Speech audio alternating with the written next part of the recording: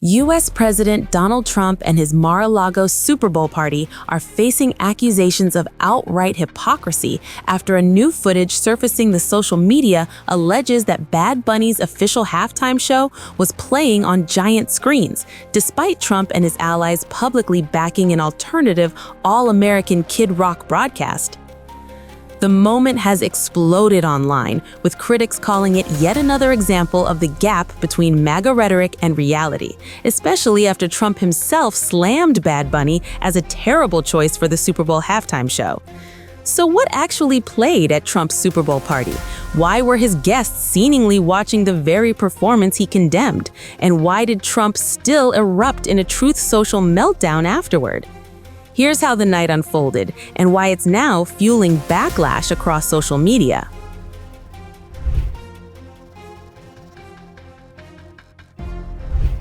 In the lead-up to this year's Super Bowl in Santa Clara, California, Donald Trump announced he would not attend the game in person. The U.S. president claimed the stadium was just too far away. Instead, Trump opted for a private watch party at Mar-A-Lago, joined by political allies, donors, and prominent MAGA figures.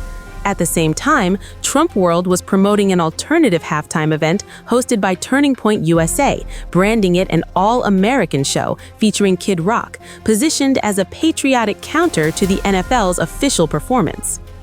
Just days before the game, White House Press Secretary Caroline Leavitt said Trump would be skipping the NFL's halftime show entirely. Instead, she explained, the president would tune in to TPUSA's Kid Rock broadcast after Trump slammed Bad Bunny as a terrible choice to headline the halftime show. And just one more about this weekend. At the Mar-A-Lago Super Bowl party, after the first two quarters, are the TVs going to be on the halftime show with Bad Bunny or the halftime show with Kid Rock? I think the president would much prefer a Kid Rock performance over Bad Bunny. I must say that. Jennifer. Thank you all very much. You'll hear directly from the president tonight at 7 o'clock. And I hope everybody has a good weekend. Happy Super Bowl weekend. The president has wisely chosen not to make a prediction in Sunday night's game. But as a native girl from New Hampshire, go Patriot.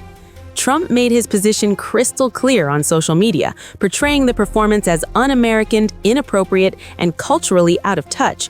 For MAGA supporters, the message was simple: Bad Bunny, rejected; Kid Rock, embraced. But then came the footage. The viral video, claiming to have been recorded inside Trump's Mar-A-Lago Super Bowl party, tells a very different story.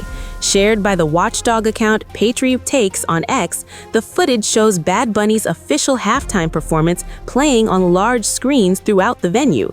Trump himself can be seen seated at a round table, with one screen behind him and another to his left displaying the NFL broadcast. No Kid Rock, no TPUSA alternative, just Bad Bunny, front and center.